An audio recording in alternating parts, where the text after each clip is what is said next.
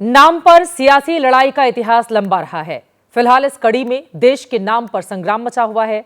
RSS sir कार्यवाह दत्तात्रेय होसबोले ने India की बजाय देश का नाम भारत इस्तेमाल करने का आह्वान किया। बीजेपी उनके सुर में सुर मिला रही है तो विपक्षी पार्टियों ने मोर्चा खोल दिया है। 2 साल पहले का ये निमंत्रण पत्र है। G20 भोज के लिए राष्ट्रपति की तरफ से दिया गया था। इसी निमंत्रण पत्र को केंद्र में रखकर आरएसएस के बड़े नेता दत्तात्रेय होसबोले ने फिर से इंडिया बनाम भारत के नाम पर संग्राम छेड़ दिया है। सरकार के एक G20 के निमंत्रण में अभी जनवरी 26 को प्रधानमंत्री ने उस समय राष्ट्रपति के अपने राष्ट्रपति निवास पर भोज के लिए निमंत्रण में रिपब्लिक ऑफ भारत ऐसे अंग्रेजी में लिखा, क्योंकि भारत के नाम को इंडिया ही कहना चाहिए। वो इंग्लिश में इंडिया है और भारतीय भाषा में भारत है। क्या ऐसे हो सकता है इस दुनिया में कहीं? कॉन्स्टिट्यूशन ऑफ इंडिया भारत का संविधान, रिजर्व बैंक ऑफ इंडिया भारतीय रिजर्व बैंक, हर जगह पर ऐसे क्यों करना पड़ रहा है? प्रश्न उठना चाहिए। इसको ठीक करना ही पड़ेगा ना। देश का नाम भारत है तो भारत ही कहो, और एक इंडिया है क्या और एक क्या?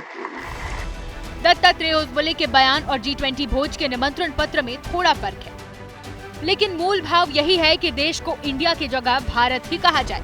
अब इस पर बयानों के बम फूट रहे हैं।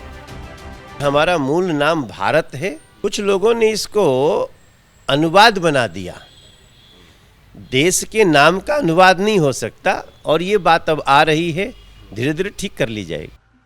We call it Bharat, we call it India, we call it Hindustan. हमारे 3 नाम है ना, आप जिस नाम से पुकारना चाहें आप पुकारें। It's called the Indian air force, Indian army. लेकिन हम भारत के हवाले से भी बात करते हैं। जब हम सारे जहां से अच्छा गाते हैं तो क्या कहते हैं? आगे बढ़ते हुए दिल्ली वालों के लिए आज रेखा गुप्ता सरकार ने बड़ा फैसला लिया। सब कुछ ठीक रहा तो अगले कुछ महीने में दिल्ली वाले यमुना में क्रूज की सवारी करते नजर आएंगे। देखिए।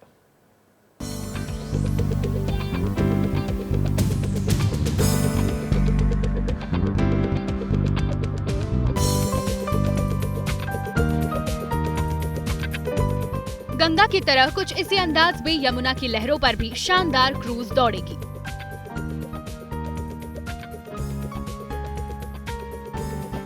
कुछ इसी तरह से यमुना की लहरों पर दिल्ली वाले भी आनंद लेंगे। दिल्ली सरकार और केंद्र के बीच दिल्ली की अस्ता पार्क में MOU पर दस्तखत हुए।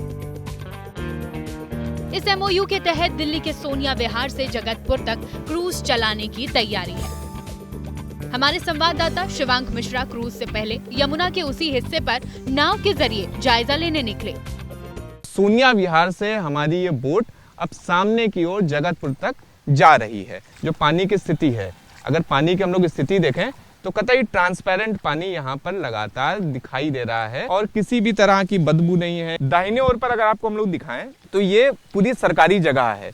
इसी जगह के ऊपर ये परियोजना शुरू की जाएगी कि यहाँ पर लोगों को क्रूज मिलेगी। यहीं पर ही एक पिकअप पॉइंट बनाया जाएगा, बढ़िया व्यवस्था की जाएगी। आज यमुना नदी का ये जो पूरा दौरा है, ये पूरा दौरा 7 किलोमीटर तक लगातार करेंगे।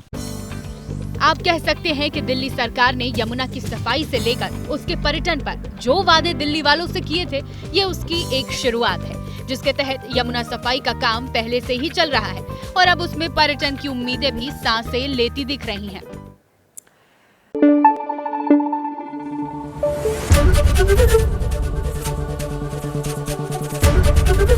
ABP न्यूज आपको रखे आगे।